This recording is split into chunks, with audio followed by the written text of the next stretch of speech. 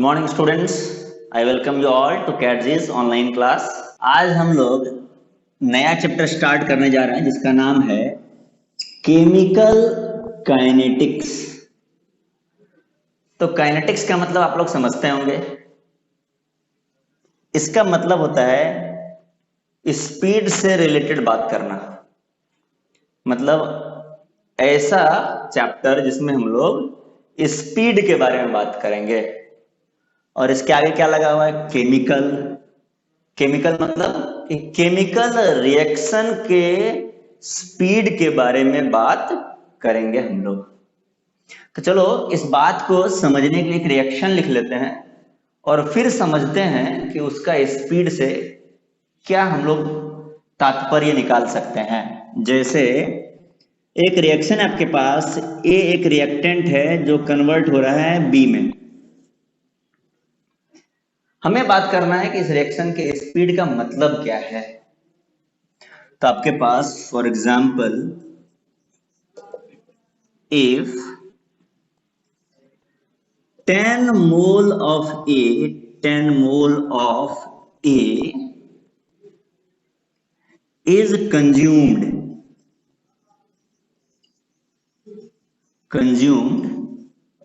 in 5 minutes 5 minutes 10 mole A consume हो जाता है कितने समय में? 5 मिनट्स में। Then what is the rate of consumption of A और what is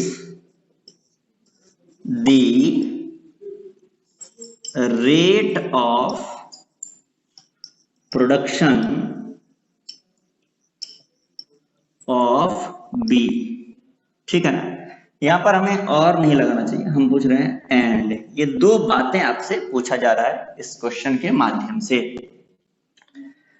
क्वेश्चन है कि अगर 10 मोल ए खर्च होता है 5 मिनट में, then what is the rate of consumption of A, यानी ए के खर्च होने का स्पीड क्या है। ठीक है ना? एंड एक और बात, what is the rate of production of B, B के बनने का स्पीड क्या है। तो पहले लिखते हैं हम लोग ए के खर्च होने का रेट, यानी रेट ऑफ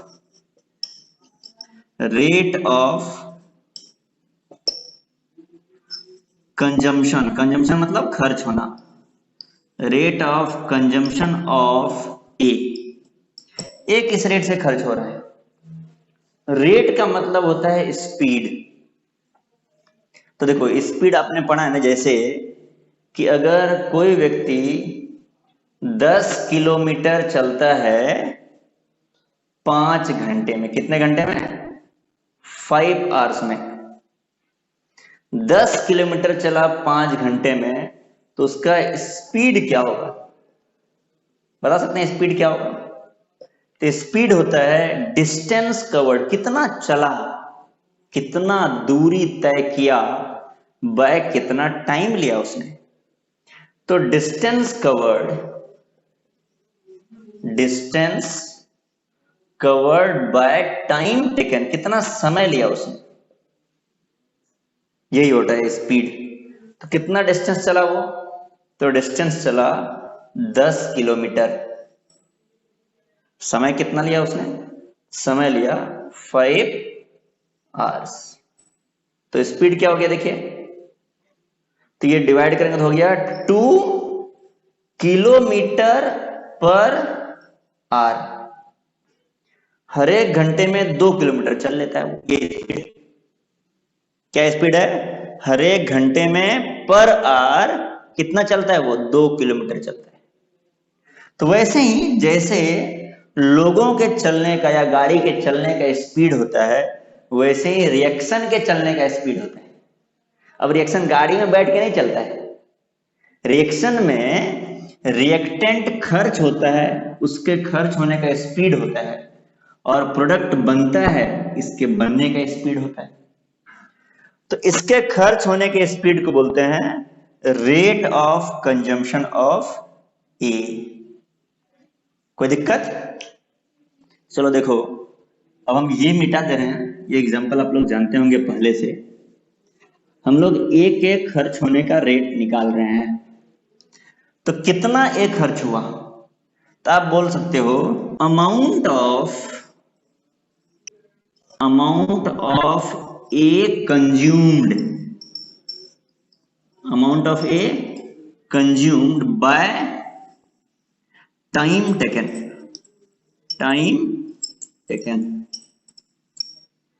एक कितना कंज्यूम हुआ डिवाइड बाय कितना टाइम लिया गया। तो एक कितना कंज्यूम हुआ, तो आपको पता है 10 मोल एक कंज्यूम हो गया, तो आप लिखोगे 10 मोल बाय कितना टाइम लिया 10 मोल खर्च होने में, तो 5 मिनट्स का टाइम लिया है, तो बाय 5 मिनट। कोई चाहता तो 5 मिनट की जगह पर सेकेंड में वैल्यू रख सकता था। तो आप कोई भी टाइम का यूनिट ले सकते हो, यहां पर उसके अनुसार से स्पीड का अलग अलग यूनिट आ जाएगा। अगर आप यहां पर सेकेंड लिखे होते तो आपका आंसर आता मोल पर सेकेंड में, और मिनट लिखे हैं तो आंसर आएगा मोल पर मिनट में। तो ये हो गया 2 मोल पर मिनट। ये 2 मोल पर मिनट क्या आया? एक खर्च होने का रेट। हर एक मिनट में 2 मोल खर्च हो जाता है, 2 मोल पर मिनट। तो हर एक मिनट में 2 मोल खर्च होता है, 1 मिनट में 2 मोल, 2 मिनट में 4 मोल, 5 मिनट में 10 मोल। वही तो बोल रहा है, देखो 10 मोल खर्च हुआ 5 मिनट में। तो ये रेट ऑफ कंजम्पशन ऑफ ए हो गया 2 मोल पर मिनट। और rate of consumption of A basically बताता क्या है? तो ये इस रिएक्शन के स्पीड को बताने का एक तरीका हुआ। इस रिएक्शन के स्पीड को बताने का एक तरीका हुआ कि ए किस रेट से खर्च हो रहा है इस रिएक्शन में? 2 मोल पर मिनट। तो ए के खर्च होने के रेट से हम लोग इस रिएक्शन के स्पीड का अंदाजा लगा लें कि एक ऐसा रिएक्शन है जिसमें 2 मोल पर मिनट के स्पीड से एक खर्च हो रहा है, रिएक्टेंट खर्च हो रहा है। ठीक है ना? पहला पार्ट सॉल्व हो गया। दूसरा पार्ट है and what is the rate of production of B. B के प्रोडक्शन का क्या रेट है, बी के बनने का क्या रेट है? ठीक है ना? तो बी के बनने का क्या रेट है?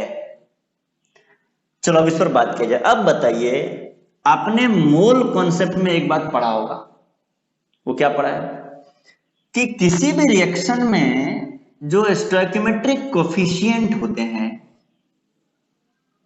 उन कोफिशिएंट का एक स्पेशल सिग्निफिकेंस होता है। ये कोफिशिएंट कुछ जानकारी देता है। क्या जानकारी देता है? तो ये कोफिशिएंट बताता है कि अगर ए का कोफिशिएंट 1 और बी का भी 1 है, अच्छा ये कोफिशिएंट होना चाहिए बैलेंस किए हुए इक्वेशन में। किस इक्वेशन में? बैलेंस किए हुए इक्वेशन में। कोई दिक्कत? तो आपके लिए एक पॉइंट अभी हम बता रहे हैं अलग से, जो आपको नोट डाउन रखना है। क्या? कि जब भी केमिकल काइनेटिक्स के बारे में बात करोगे, जब भी केमिकल काइनेटिक्स के बारे में बात करोगे, इस चैप्टर के बारे में, आपको रिएक्शन हमेशा बैलेंस करके लिखना है। क्या करके लिखना है? बैलेंस करके लिखना है। उसको इधर देखो, हम बॉक्स में लिख देते हैं। Always right a balanced chemical equation. Always right a balanced chemical equation. तो हमेशा बैलेंस्ड केमिकल इक्वेशन लिखोगे, ठीक है ना, केमिकल काइनेटिक्स चैप्टर में। तो उससे फायदा क्या मिलेगा? फायदा ये मिलेगा कि अगर ये रिएक्शन बैलेंस्ड है तो इसका जो कोफिशिएंट है वो आपको बताएगा कि अगर 1 मोल A का खर्च होता है तो उतने ही समय में B का 1 मोल बन जाएगा। कितना बनेगा? B का 1 मोल बनेगा जितने समय में A का 1 मोल खर्च होता है। कोई दिक्कत? तो जितने समय में A का 1 मोल खर्च होता है उतने समय में B का 1 मोल बन जाता है। इसका मतलब जितने समय में A का 5 मोल खर्च होगा उतने समय में B का 5 मोल बन जाएगा। जितने समय में A का 10 मोल खर्च होगा उतने समय में B का भी 10 मोल बन जाएगा। तो अब देखिए आपके पास डेटा था कि 10 मोल A खर्च हुआ 5 मिनट में, 10 मोल A खर्च हुआ 5 मिनट में, तो 10 मोल B कितने टाइम में बनेगा, या इसी 5 मिनट में कितना B बनेगा? तो इस 5 मिनट में अगर A का 10 मोल खर्च हुआ है तो B का भी 10 मोल ही बनेगा, क्योंकि दोनों का जो कोफिशिएंट है वो 1 1 है, बराबर है कोफिशिएंट। ठीक है ना? तो आपके पास इसी डेटा को मॉडिफाई कर लीजिए माइंड में। कैसे मॉडिफाई करेंगे? 10 mole of B is produced in 5 minute. 5 minute में A के जितने मोल खर्च होते हैं उतने ही B के मोल बन जाते हैं। तब हम लिख रहे हैं rate of production of B। तो क्वेश्चन को मिटा दे रहे हैं, आप लोग नोट डाउन कर लीजिए क्वेश्चन को वीडियो को पॉज करके। तो rate of production of B, rate of production of B, B के बनने का स्पीड हो गया rate of production of B। तो हो गया अमाउंट ऑफ B प्रोड्यूस्ड। कितना B बना? Amount of B produced by time taken, कितना समय लिया गया उसके लिए। तो बताओ कितना B बना है 5 मिनट में? तो 5 मिनट में अगर A का 10 मोल खर्च हुआ है तो B का भी 10 मोल ही बना होगा। तो हो गया 10 मोल बाय 5 मिनट। आंसर क्या आ गया? ये आ गया 2 मोल पर मिनट। ठीक है ना? तो A और B का जो रेट है, A के खर्च होने का और B के बनने का, इस रेट से हम लोग क्या पता लगा रहे हैं? इस रेट से हम लोग पता लगाने का प्रयास कर रहे हैं इस रिएक्शन का स्पीड क्या है, इस रिएक्शन का काइनेटिक्स क्या है, ये रिएक्शन कितनी तेजी से चल रहा है। तो अब कोई बोल सकता है इसमें, अरे सर जब आपको पता चल ही गया था कि A जो खर्च हो रहा है वो 2 मोल पर मिनट से खर्च हो रहा है, तो B का कैलकुलेट क्यों किए हैं? B तो अपने आप 2 मोल पर मिनट ही आ जाता आंसर। A जिस रेट से जिस स्पीड से खर्च होगा B इसी स्पीड से बनेगा। लॉजिकल लगता है बात, है कि नहीं? तो आपने दो बात क्यों बताया? पहले A के खर्च होने का रेट और फिर B के बनने का रेट। तो हमने A और B दोनों के लिए क्यों बात किया है? इस बात को समझने के लिए हम एक दूसरा एग्जांपल लेते हैं। इस एग्जांपल से बस आप एक ही बात ध्यान रखो कि A के खर्च होने का रेट था 2 मोल पर मिनट और B के बनने का रेट था 2 मोल पर मिनट, यानी कि दोनों बराबर निकल करके आया था। दोनों क्या निकल करके आया था? बराबर, बोथ आर इक्वल। एक और एग्जांपल हम लेते हैं और तब समझेंगे कि हम लोग ने दोनों के बारे में क्यों बात किया। तो आपके सामने एक क्वेश्चन है, आप लोग लिखोगे। पहले इसका सॉल्यूशन अगर आप लिखना चाहते हो तो आप वीडियो को पॉज करके इसको नोट डाउन कर लीजिए और क्वेश्चन हम जैसे जैसे बोलेंगे आप लिखना स्टार्ट कीजिएगा। आप सभी लोग वीडियो देख करके अच्छा नोट्स बनाया कीजिए।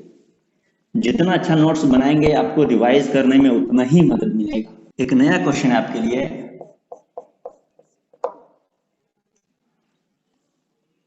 P 2Q एक रिएक्शन है। एक ऐसा रिएक्शन है, ये एक बैलेंस्ड केमिकल रिएक्शन है। Balanced chemical equation. ठीक है, ये एक बैलेंस्ड केमिकल इक्वेशन है। और एक क्वेश्चन आपसे पूछा जा रहा है, क्वेश्चन है if 10 mole of P is consumed in 5 minutes, then calculate। दो बातें पूछा जा रहा है आपसे फिर से। कौन सा दो बातें? पहला ये पूछा जा रहा है रेट ऑफ कंजम्पशन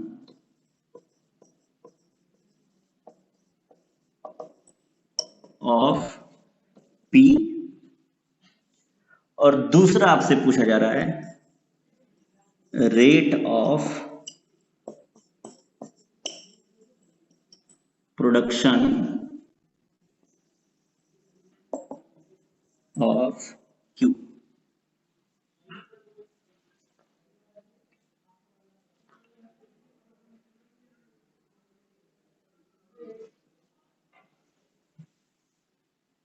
तो पिछले क्वेश्चन जैसा ही आपको पहले कैलकुलेट कर लेना rate of consumption of P। तो बड़ा आसान है, चलो देखो सॉल्व किया जाए इसको।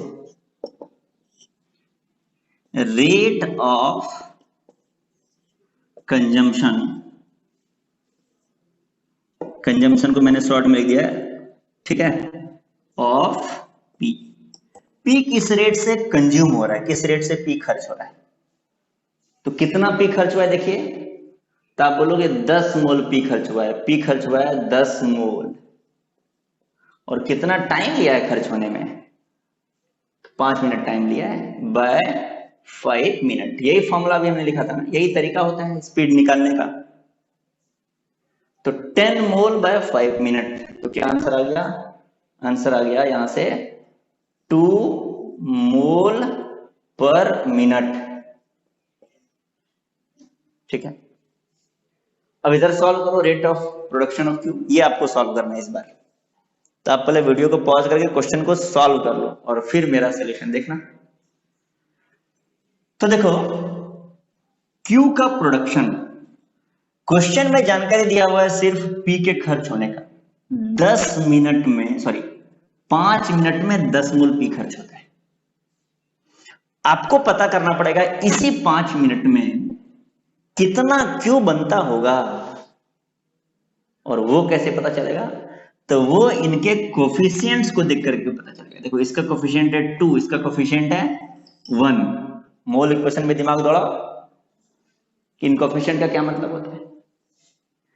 तो P के कोफिशिएंट का मतलब है कि अगर 1 है, इसका मतलब हुआ कि अगर 1 मोल P खर्च होता है तो 2 मोल Q बन जाएगा उतने ही टाइम में।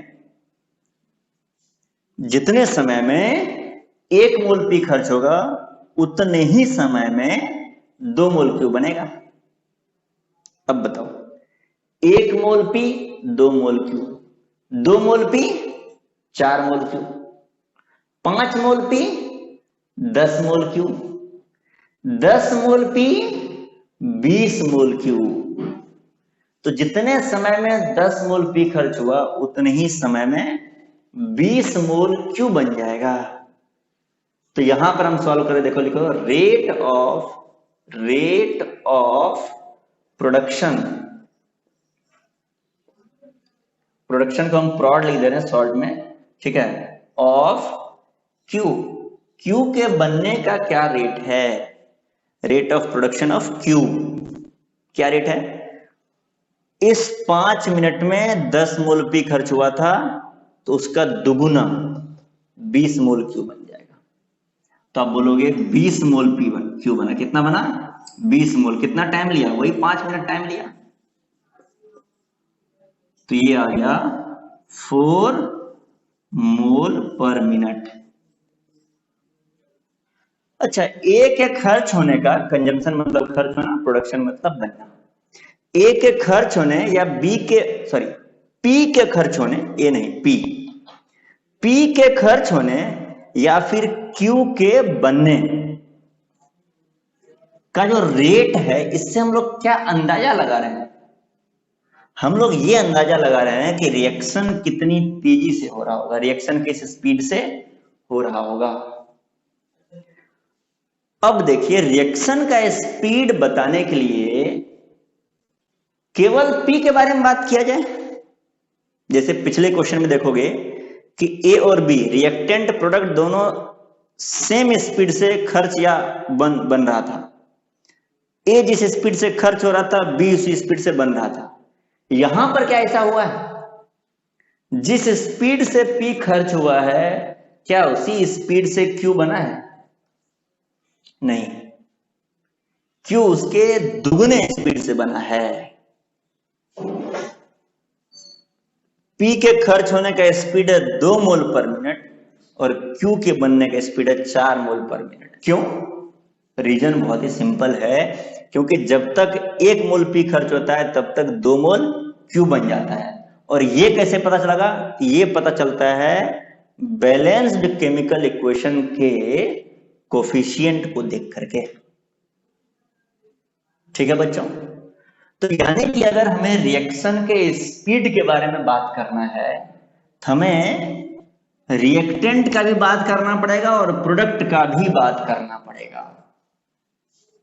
क्लियर है ना? जितने भी चीजें इन्वॉल्व है, जितने रिएक्टेंट प्रोडक्ट इन्वॉल्व है रिएक्शन में, सबके खर्च होने या फिर बनने का अपना अपना अलग अलग स्पीड हो सकता है ना?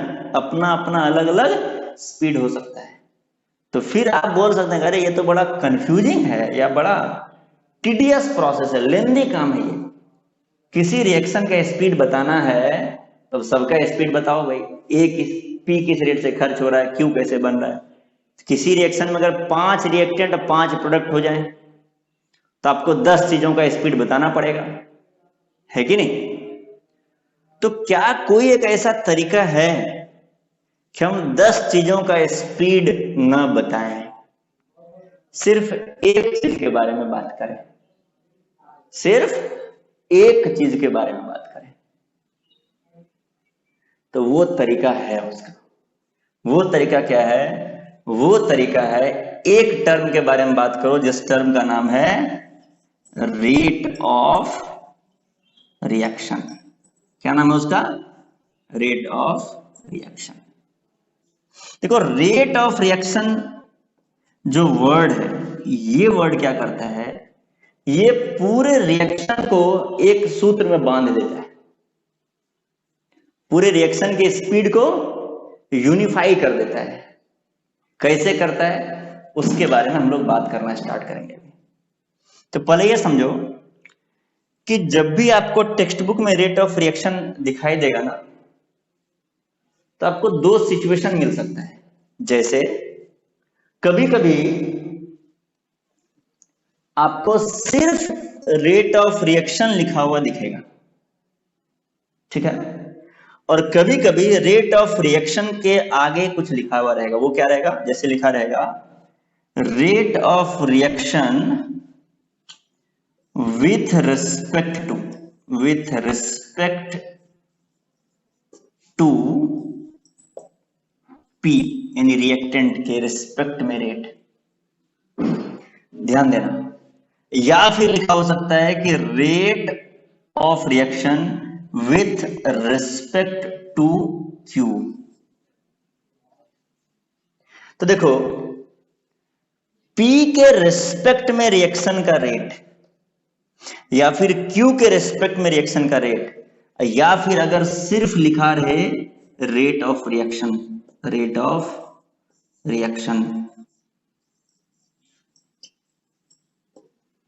इनका मतलब अलग अलग होता है। इसको सेम मत समझ लेना। ये मत समझ लेना कि रेट ऑफ रिएक्शन ही तो बोल रहा था, आगे एक आध लाइन और लिख दिया, एक आध वर्ड और लिख दिया। नहीं, इन तीनों का क्लियर कट अलग अलग मतलब है। क्या मतलब है? देखो, तो ये जो फर्स्ट बात है ना, ये फर्स्ट है। इस फर्स्ट का मतलब rate of reaction with respect to P का मतलब है पी के कंजम्पशन का रेट, ये मतलब है, ठीक है ना।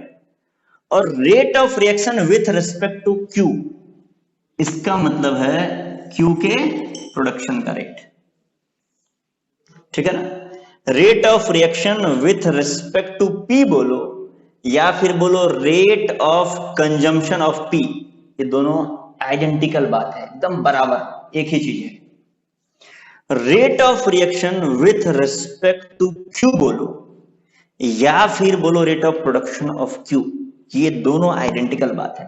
लेकिन ये जो वर्ड है, ये रेट ऑफ रिएक्शन, सिर्फ रेट ऑफ रिएक्शन अगर लिखा रहे, इसका मतलब इन दोनों से अलग है। तो अब हम बात करने जा रहे हैं कि इसका क्या मतलब है रेट ऑफ रिएक्शन का, ठीक है ना। रेट ऑफ रिएक्शन का क्या मतलब है, तो इसके लिए हम क्या करते हैं पहले कि इस क्वेश्चन में जो भी डेटा था ना, इसको एक बार इसके आंसर को एक साथ लिख लेते हैं, तब इसका मतलब समझेंगे। आप लोग इस क्वेश्चन को नोट डाउन कर लीजिए सॉल्यूशन सहित। तो देखो, ये जो वर्ड होता है ना रेट ऑफ रिएक्शन, इस वर्ड का मतलब, ये वर्ड क्या करता है, ये बोलता है कि आपको ये दो चीज अलग अलग बताने का जरूरत नहीं है। अच्छा, इसका वैल्यू बताओ कितना है, rate of consumption of P कितना था, तो ये था तुम्हारा 2 मोल पर मिनट, ठीक है। और rate of production of Q था 4 मोल पर मिनट, ठीक है ना। ये दोनों आंसर्स को हमने यहां पर लिख दिया इस क्वेश्चन के लिए। रेट ऑफ रिएक्शन वर्ड क्या बोलता है, ये बोलता है कि आपको दो चीज अलग अलग बताने का जरूरत नहीं है, आपको सिर्फ एक वर्ड बोलना है रेट ऑफ रिएक्शन, और उससे दोनों को एक साथ कंबाइन किया जा सकता है। कैसे कंबाइन किया जा सकता है, ये बोलता है कि रेट ऑफ रिएक्शन कहलाएगा rate of production, rate of consumption of P into, इसमें गुना कर देना है, किससे गुना करना है, इसमें गुना करना है 1 डिवाइडेड बाय जो बैलेंस्ड इक्वेशन में, बैलेंस्ड केमिकल इक्वेशन में जो इसका कोफिशिएंट है, ये बैलेंस्ड केमिकल इक्वेशन में पी का कोफिशिएंट क्या था 1, तो 1/1 से मल्टीप्लाई करना है, ठीक है। या फिर लिखना है आपको रेट ऑफ प्रोडक्शन, प्रोड मतलब प्रोडक्शन ऑफ क्यू, और इसको मल्टीप्लाई कर देना है 1 डिवाइडेड बाय जो भी कोफिशिएंट है क्यू का बैलेंस्ड इक्वेशन में, क्या कोफिशिएंट, ये 2 है, तो 1/2 से मल्टीप्लाई कर देना है। तब इन वैल्यूज पर ध्यान दीजिए, तो देखिए ये आ गया 1/1 rate of consumption of P कितना है, ये हो गया 1/1 इंटू 2 मोल पर मिनट, 2 मोल पर मिनट, तो ये 1/1 तो आपका हो गया 1 के बराबर।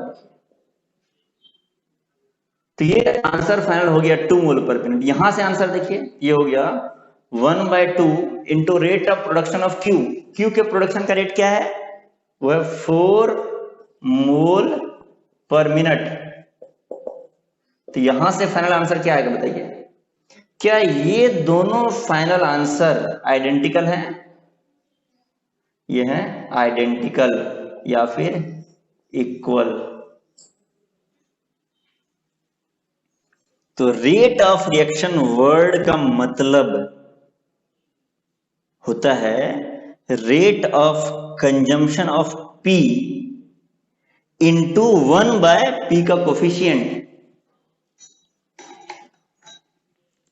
ये जो है ये क्या है, ये p का कोफिशिएंट है। कहां से लाया है, तो बैलेंस्ड इक्वेशन से p का कोफिशिएंट उठा के लाए। या फिर रेट ऑफ रिएक्शन का मतलब होता है rate of production of Q, product के बनने का रेट, इंटू 1/2। ये 2 कहां से लाए हैं, यहां से लाए हैं। कोई दिक्कत? तो रेट ऑफ रिएक्शन वर्ड जो है वो क्या करता है, वो इन दोनों रेट में रिएक्टेंट का खर्च होना या फिर प्रोडक्ट का बनना, इन दोनों रेट में मल्टीप्लाई कर देता है एक नंबर से और दोनों रेट को बराबर कर देता है। देखो बराबर हो गया, ये 2 से ये 4 कट जाएगा ना, 2 टाइम्स कटेगा, ये 2 टाइम्स कटेगा ये, तो ये भी आ जाएगा आपका 2 मोल पर मिनट। कितना आ गया दोनों का वैल्यू, दोनों का वैल्यू आ जाएगा बराबर, जो कि हो जाएगा 2 मोल पर मिनट। ठीक है ना। तो रेट ऑफ रिएक्शन क्या करता है, दो अलग अलग चीजों को एक नंबर से मल्टीप्लाई करके बराबर कर देता है और उसका नया नाम रख देता है। क्या नाम रख देता है, रेट ऑफ रिएक्शन। अब आपके मन में एक डाउट आ गया होगा तुरंत, वो डाउट क्या होगा, आपके मन में डाउट आया होगा कि सर अगर रिएक्शन को बैलेंस करने का तरीका हम चेंज कर दें, जैसे 1p से 2q, इसी रिएक्शन को एक और तरीके से बैलेंस किया जा सकता है। कैसे, उसको बैलेंस करने का एक और तरीका है,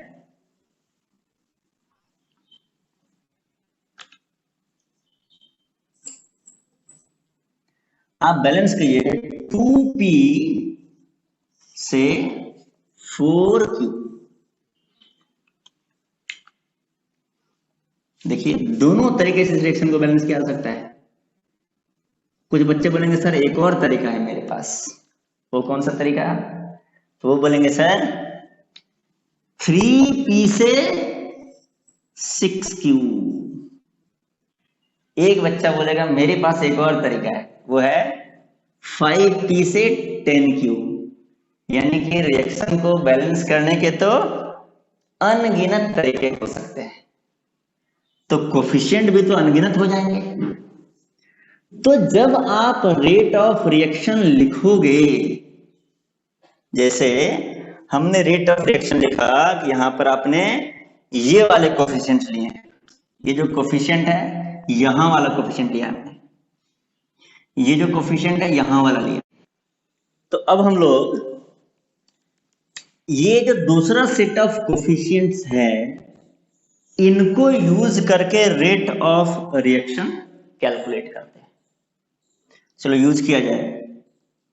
अगर इन कोफिशिएंट को यूज किया जाए तो तुम लिखोगे rate of reaction is equal to 1 by ये 2, ये 2 कौन सा है, तो ये 2 है, ये वाला 2, ये 2 into rate of consumption of P. P के कंजम्पशन का रेट है 2 मोल पर मिनट, 2 मोल पर मिनट। तो यहां से आंसर आ गया 1 मोल पर मिनट, 1 मोल पर मिनट। ठीक है। और अगर प्रोडक्ट जिस रेट से बन रहा है उस रेट से रिलेट किया जाएगा तो निकल करके आएगा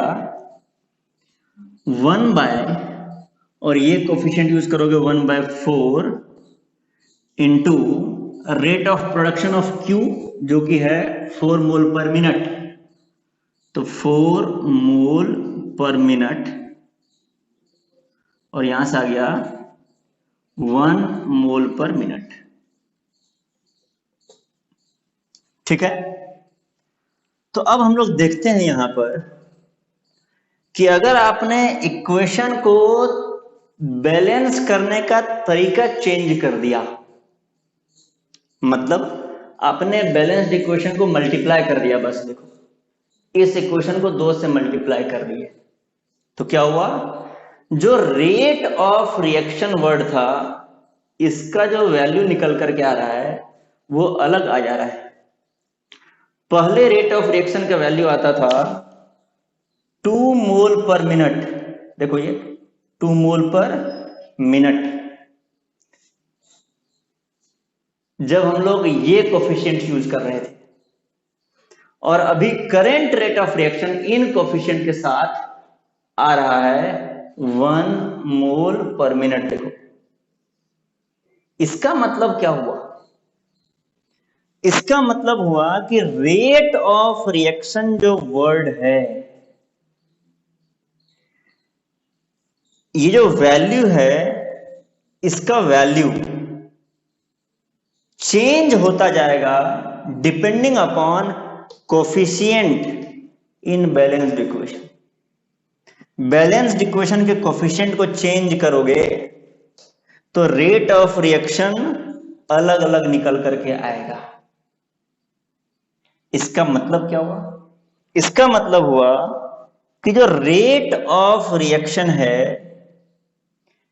इसके वैल्यूज को देख करके 1 मोल पर मिनट देखो या फिर 2 मोल पर मिनट देखो, इसके वैल्यूज को देख करके डायरेक्ट रिएक्शन के स्पीड का पता लगाना सही नहीं है। रेट ऑफ रिएक्शन का जो वैल्यूज है इनको देख करके आप डायरेक्टली रिएक्शन के स्पीड का अंदाजा लगाना सही नहीं रहेगा। तो फिर रिएक्शन के स्पीड का एक्चुअल अंदाजा कैसे लगेगा, तो रिएक्शन के स्पीड का एक्चुअल अंदाजा तो लगता है रिएक्टेंट के खर्च होने के रेट से या फिर प्रोडक्ट के बनने के रेट से, rate of consumption of P या फिर rate of production of Q, इससे रिएक्शन के स्पीड का एग्जैक्ट पता चलता है। तो इससे जब रिएक्शन के स्पीड का एग्जैक्ट पता चलता है तो हम लोग rate of reaction word use ही क्यों करते हैं, तो इसके पीछे बहुत सिंपल लॉजिक है कि अगर rate of consumption of P और rate of production of Q से रिएक्शन के स्पीड का ज्यादा अच्छे से पता चलता है या वो एग्जैक्ट पता बताता है कि रिएक्शन कितनी तेजी से चल रहा है, तो फिर रेट ऑफ रिएक्शन क्यों यूज करते हैं। इसको एक्सप्लेन करने के लिए हम लोग क्या करते हैं कि हम लोग रेट ऑफ रिएक्शन 2 केस में लिख लेते हैं वैल्यू वाले।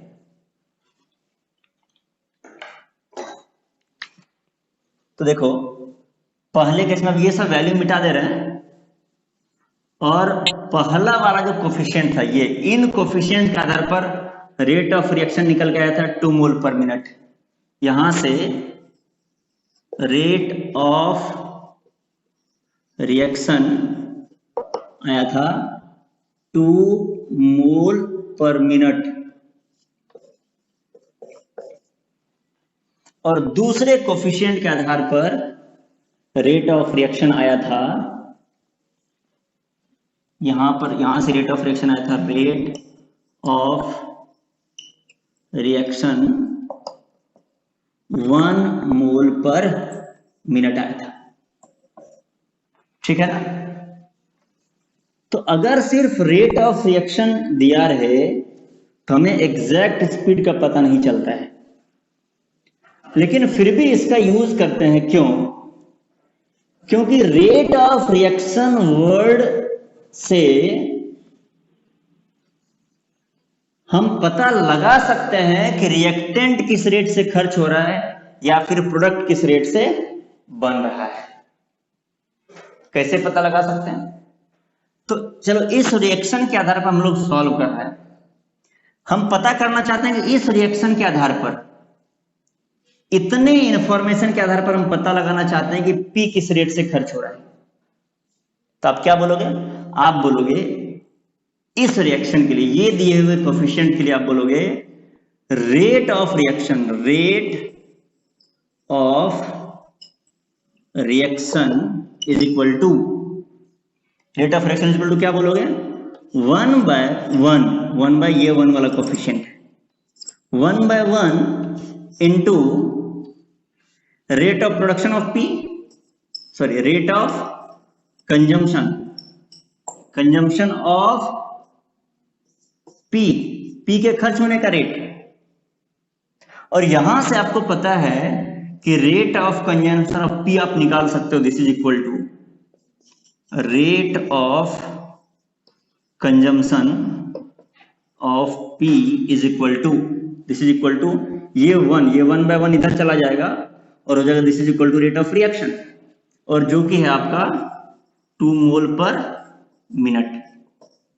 Rate of consumption of P हो गया रेट ऑफ रिएक्शन के बराबर, जो कि हो गया 2 मोल पर मिनट। और चलो यहां से देखते हैं इस साइड, यहां से आप बोलोगे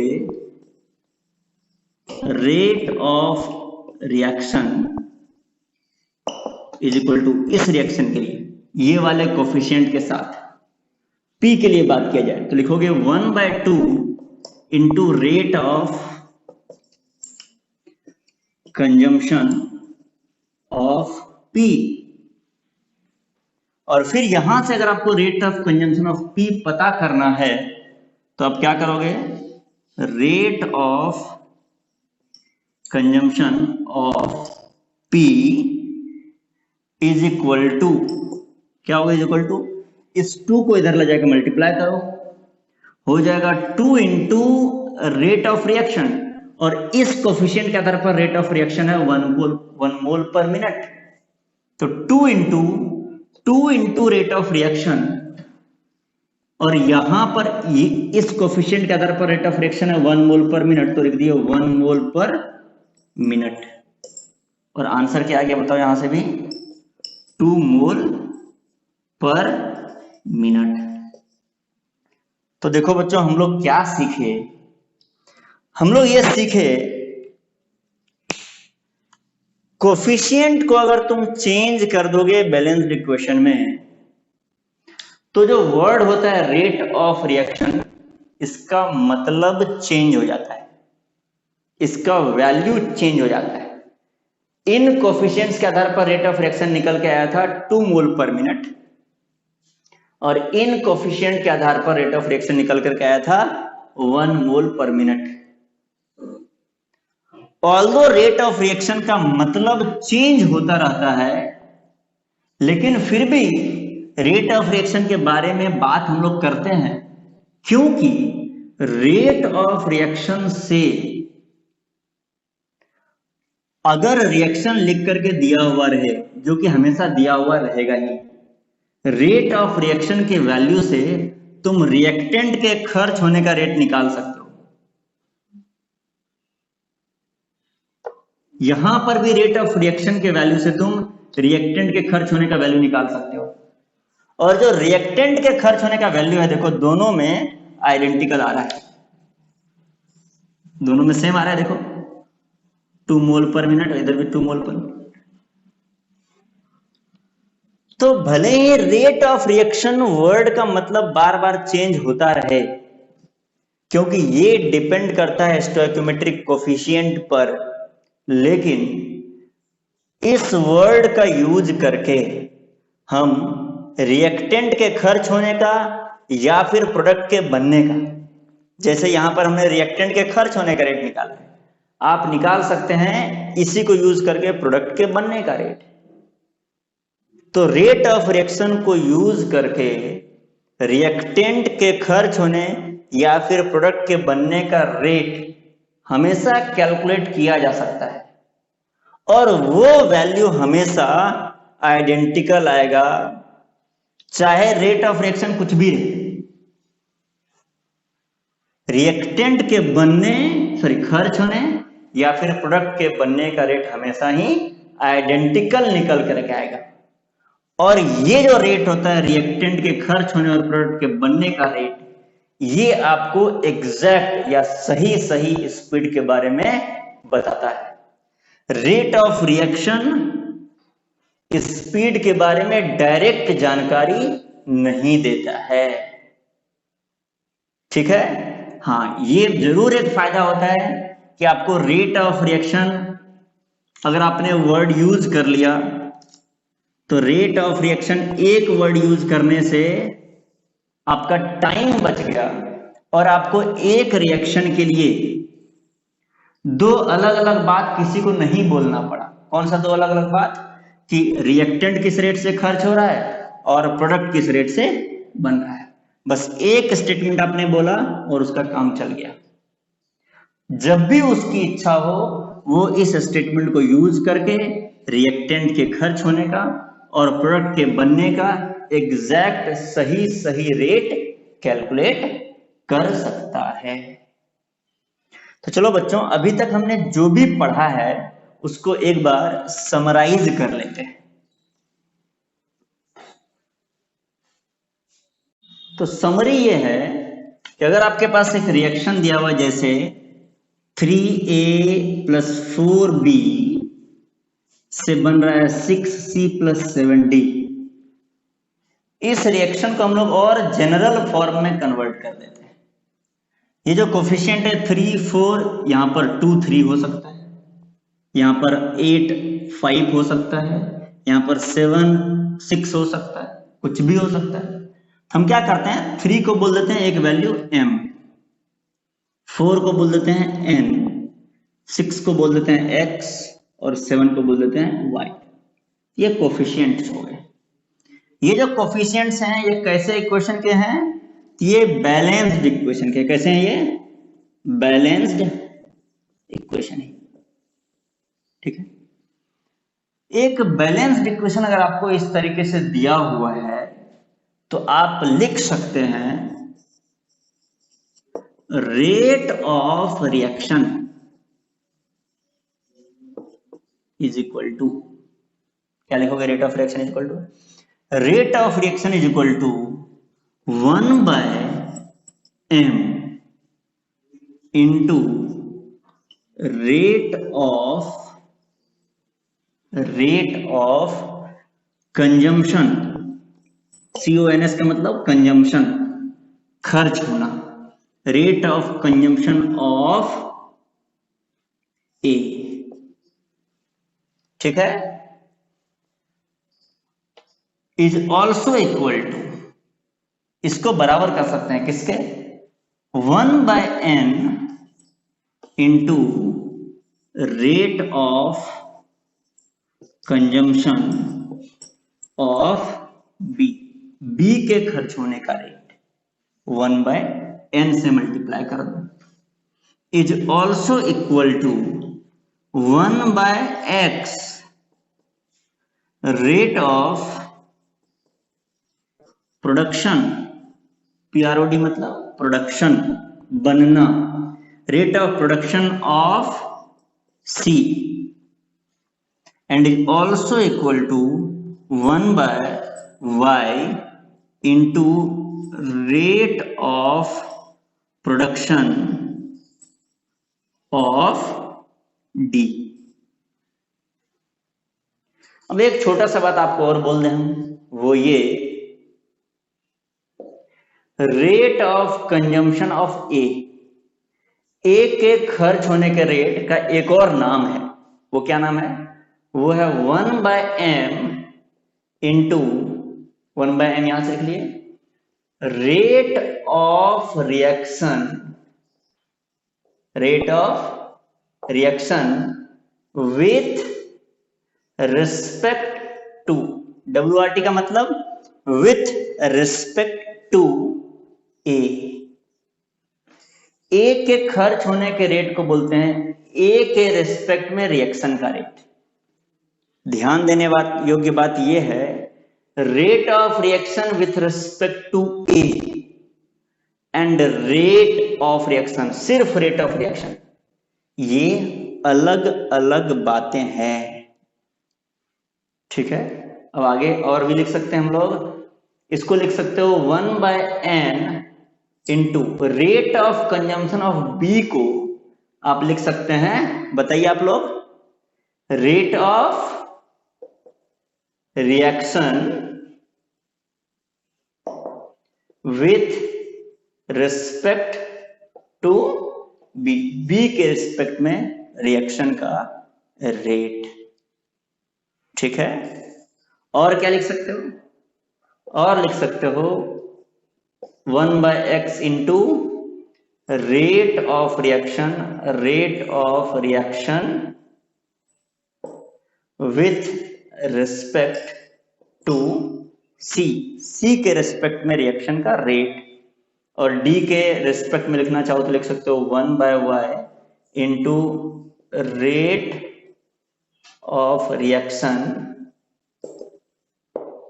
with respect to D, D के रिस्पेक्ट में रिएक्शन का रेट। तो सभी बच्चों को ध्यान रखना है, rate of reaction with respect to A, ये जो है इसका मतलब और सिर्फ रेट ऑफ रिएक्शन लिखा रहे, इस दोनों का मतलब अलग अलग होता है।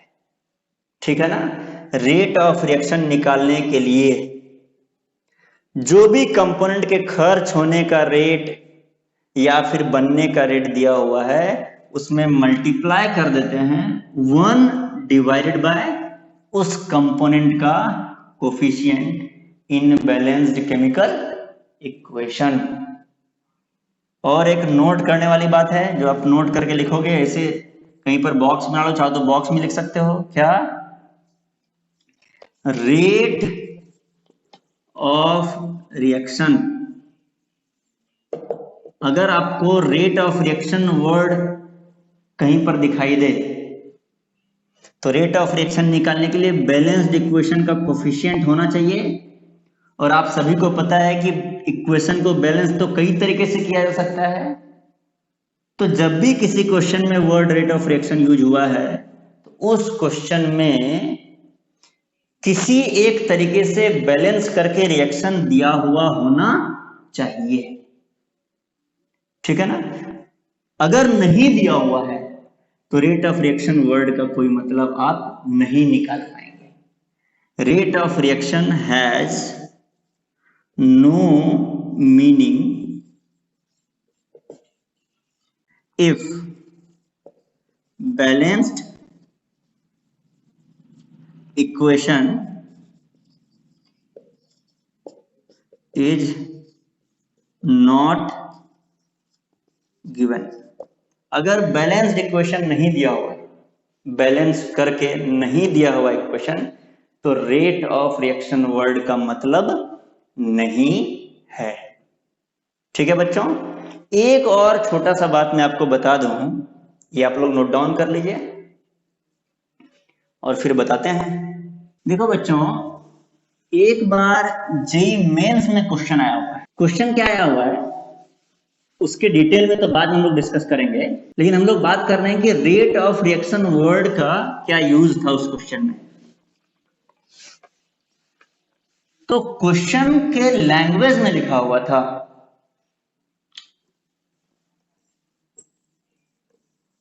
मॉडिफिकेशन कर रहे हैं हम लोग इन जेईई मेन क्वेश्चन। उस क्वेश्चन के लैंग्वेज में लिखा हुआ था डिकम्पोजिशन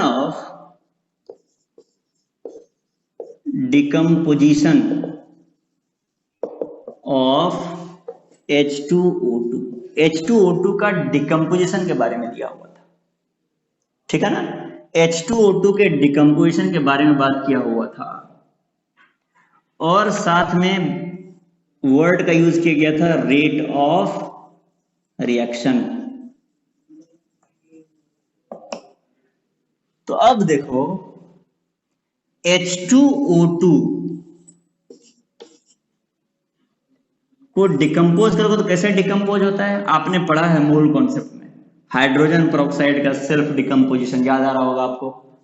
तो ये बनता है H2O प्लस O2। अब बैलेंस कैसे करोगे, तो बैलेंस कर सकते हो H2O प्लस हाफ O2। कोई इसी रिएक्शन को बैलेंस कर सकता है H2O2 H2O प्लस O2। तो अब बताओ, अगर rate of reaction word use किया जाए तो वो तो डिपेंड करता है कोफिशिएंट पर। यहां पर कोफिशिएंट क्या है बताओ, ऊपर में ये कोफिशिएंट है 1। अगर क्वेश्चन में खुद से बैलेंस करके दोनों में से कोई भी इक्वेशन नहीं दिया हुआ है, सिर्फ लैंग्वेज में दे दिया गया कि डिकम्पोजिशन ऑफ H2O2, तो तुम्हें बताना है कि तुम कौन सा इक्वेशन मानोगे या फिर क्वेश्चन गलत है। तो बच्चों इसका सही आंसर है कि वो क्वेश्चन गलत है, वैसा क्वेश्चन नहीं पूछा जाना चाहिए। अगर रेट ऑफ रिएक्शन के बारे में बात किया जा रहा है तो रिएक्शन को बैलेंस करके क्वेश्चन में लिखा होना चाहिए। लेकिन कई बार ऐसा होता है कि गलत क्वेश्चन के बावजूद कंसिडरेशन नहीं होता है आपके क्लेम का, और वो ऐसा मान लेते हैं कि बच्चों ने खुद से एक बैलेंस्ड इक्वेशन लिख लिया होगा। अब देखो, बच्चे तो खुद से बैलेंस्ड इक्वेशन ये भी लिख सकते हैं और ये भी लिख सकते हैं, मार्क्स किस पर मिलता है?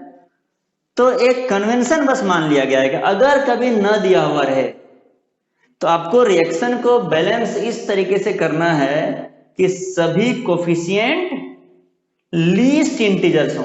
यहां पर ये वैल्यू है 1। लीस्ट इंटीजर मतलब छोटा से छोटा जितना इंटीजर हो सकता है।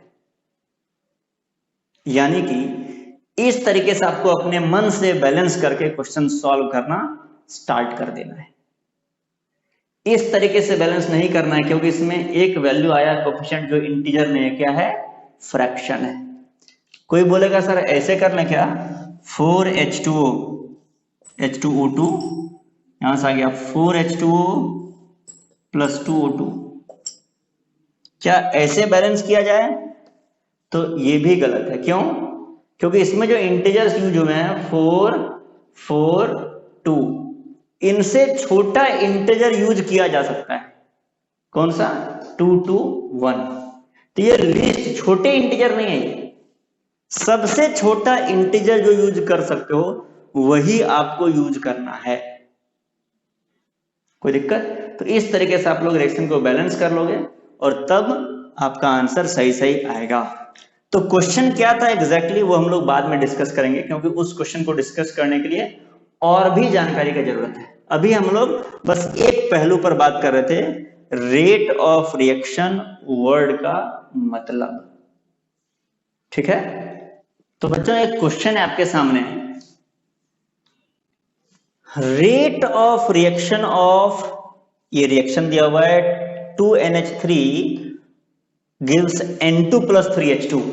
देखिए हमने बताया था कि रेट ऑफ रिएक्शन वर्ड जब भी इस्तेमाल होना चाहिए साथ में बैलेंस्ड रिएक्शन होना चाहिए, और दिया हुआ है इस क्वेश्चन में।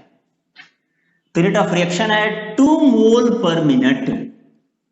ठीक है? आपसे क्या क्या पूछ रहा है? आपसे पूछ रहा है अमोनिया किस रेट से खर्च हो रहा है। देखिए rate of consumption of NH3, ammonia के खर्च होने का रेट।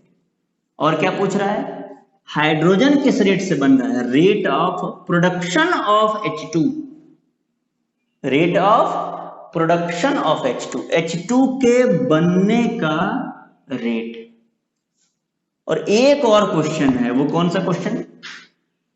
वो क्वेश्चन बोलता है इसी रिएक्शन को अलग तरीके से बैलेंस कर दिया गया। देखिए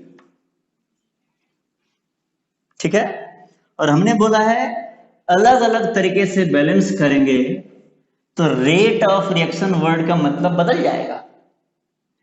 तो जब इस तरीके से बैलेंस किया हुआ था तो रेट ऑफ रिएक्शन वर्ड का वैल्यू था 2 मोल पर मिनट। अगर इस तरीके से बैलेंस कर देंगे तो रेट ऑफ रिएक्शन वर्ड का कितना वैल्यू होगा, ये आपसे पूछा जा रहा है। सबसे पहले तो ये जानो, तीसरे क्वेश्चन को भूल जाओगे, पहला 2 क्वेश्चन सब लोग सॉल्व कीजिए वीडियो को पॉज करके, और फिर मेरा सॉल्यूशन चेक कीजिएगा, मैच कराइएगा। ठीक है? तो देखो पहला क्वेश्चन हम सॉल्व कर रहे हैं। क्या बोला जा रहा है? Rate of production of H2। आपके पास ये बैलेंस्ड इक्वेशन दिया हुआ है और इस बैलेंस्ड इक्वेशन के कोफिशिएंट के मदद से, ये कोफिशिएंट है, यहां पर कोफिशिएंट क्या है बताओगे जल्दी से? क्या ये कोफिशिएंट? 1। इन कोफिशिएंट की मदद से तुम रेट ऑफ रिएक्शन वर्ड का मतलब लिख लो। तो rate of reaction is equal to क्या होता है? दिस इज इक्वल टू, तुम बोल सकते हो 1/2 into rate of consumption of NH3। ठीक है, ये लिख सकते हो और आगे भी लिख सकते हैं। और आगे क्या लिख सकते हैं? और आगे लिख सकते हो 1/1 into rate of production of ammonia, 1/3 into rate of production of H2।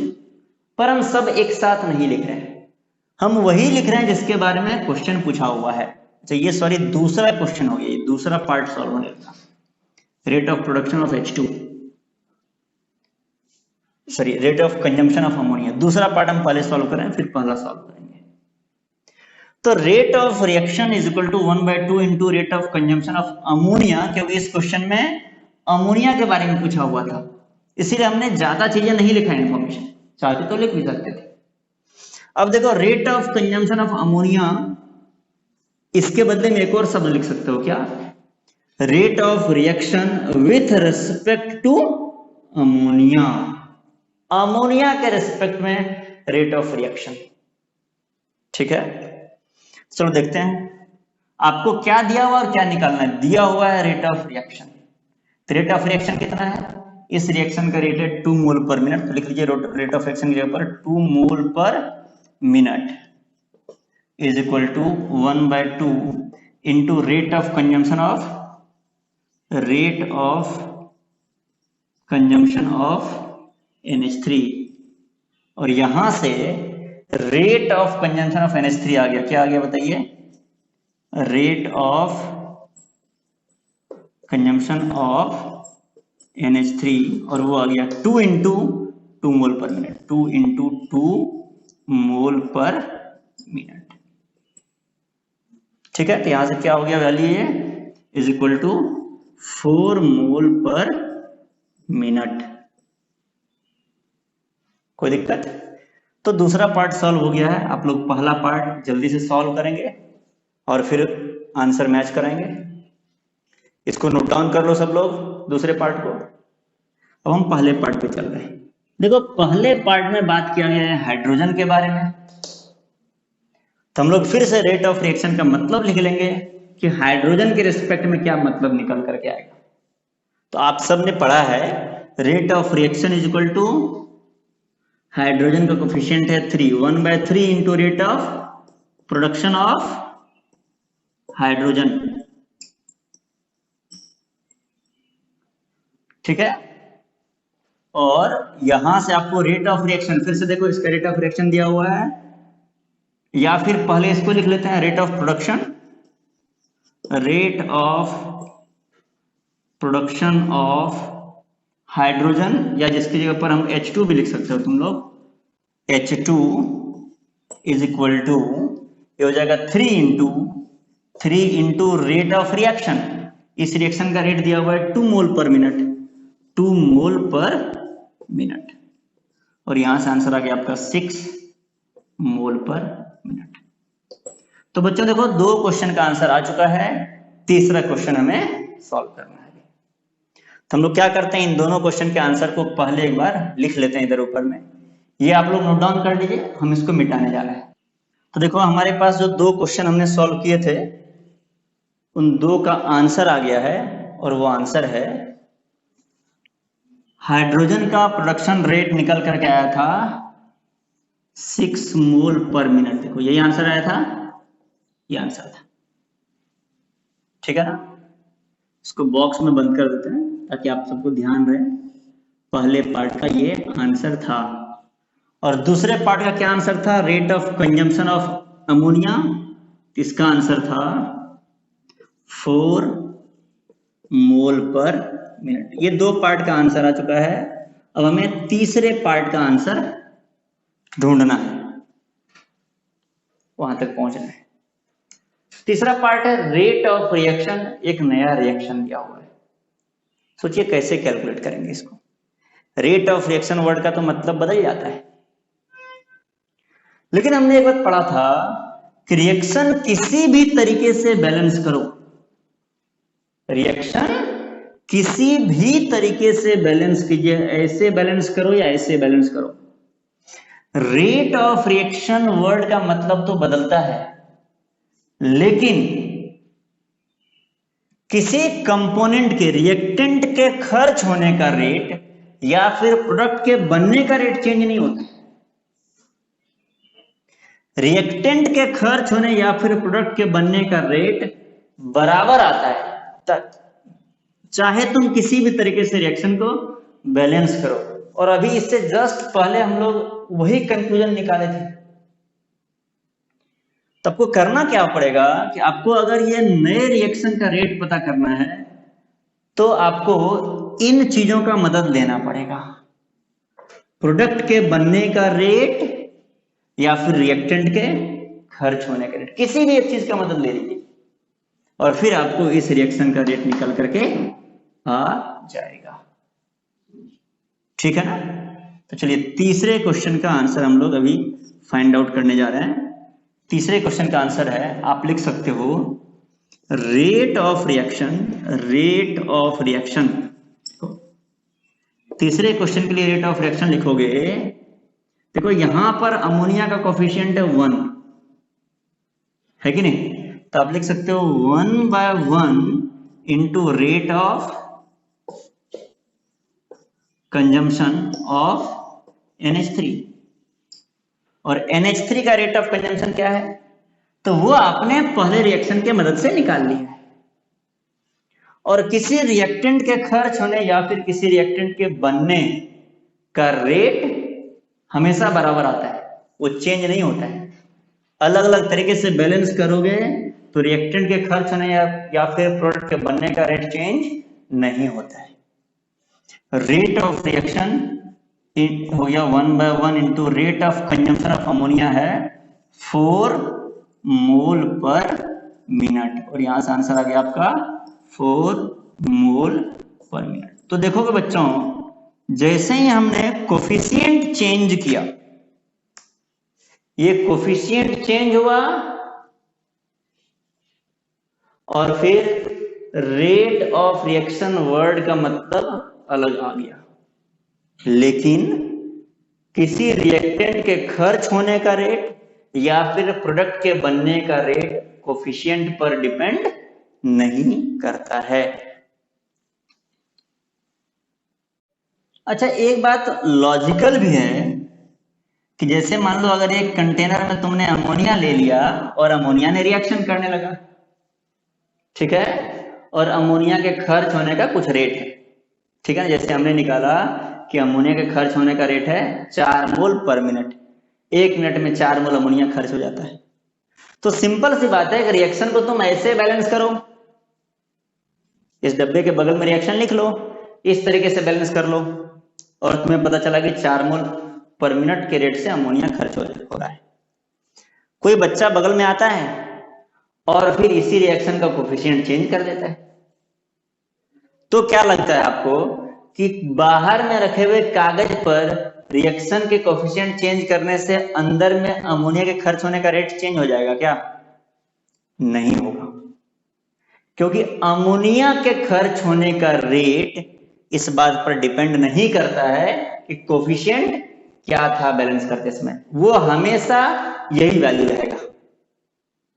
Clear है ना? इसीलिए जब दूसरा रिएक्शन में हम लोग तीसरे क्वेश्चन में जब हम लोग रेट ऑफ रिएक्शन निकाल रहे थे, तो अमोनिया के जो खर्च होने का रेट है उसका डेटा ये 4 मोल पर मिनट पहले क्वेश्चन से लिए थे, उससे पहले क्वेश्चन से लिए थे, उसके पहले वाले पार्ट से, सेकेंड पार्ट से उठाए थे, क्योंकि ये जो पार्ट है ना अमोनिया के खर्च होने का रेट, ये कोफिशिएंट पर डिपेंड नहीं करता है। कोफिशिएंट पर क्या डिपेंड करता है? कोफिशिएंट पर डिपेंड करता है रेट ऑफ रिएक्शन, तो रेट ऑफ रिएक्शन, देखो ये वर्ड डिपेंड करता है कोफिशिएंट पर। तुम बोलोगे कि रेट ऑफ रिएक्शन जब हम सुनते हैं तो हमें तो यही समझ में आता है कि अंदर रिएक्शन कितना तेजी से चल रहा है, तो नहीं, अब आपको थोड़ा सा कॉन्सेप्ट ध्यान से सुनना है। रेट ऑफ रिएक्शन वर्ड सुनने से आप अंदर के रिएक्शन का डायरेक्ट स्पीड का पता नहीं लगा सकते हैं। अंदर में चल रहे रिएक्शन के स्पीड का डायरेक्ट पता आपको रिएक्टेंट के खर्च होने के रेट या फिर प्रोडक्ट के बनने के रेट से ही पता चलेगा। रेट ऑफ रिएक्शन वर्ड तो इस तरीके से डिफाइन किया गया है जो कोफिशिएंट पर डिपेंड करता है और जिसका यूज करके, जिसके मदद से आप रिएक्टेंट के खर्च होने का या फिर प्रोडक्ट के बनने का रेट निकाल सकते हैं और तब जाकर के इस कंटेनर के अंदर चल रहे रिएक्शन के एक्चुअल स्पीड का पता लगा सकते हैं। तो rate of reaction word actual speed के बारे में नहीं बताता है, इसकी मदद से rate of consumption of reactant, rate of production of product निकाल करके एक्चुअल स्पीड का पता किया जा सकता है। ठीक है बच्चों, चलिए तो बहुत बहुत धन्यवाद आपको। और आप लोग इस आज जो पढ़े हैं इस पर बेस्ड एक एक्सरसाइज मिलेगा क्वेश्चन बैंक, उसको सॉल्व करोगे, अच्छे से सॉल्व करके अगर कोई डाउट रहेगा तो आप हमसे पूछोगे और फिर हम लोग अगले क्लास में मिलेंगे। चलिए, थैंक यू वेरी मच।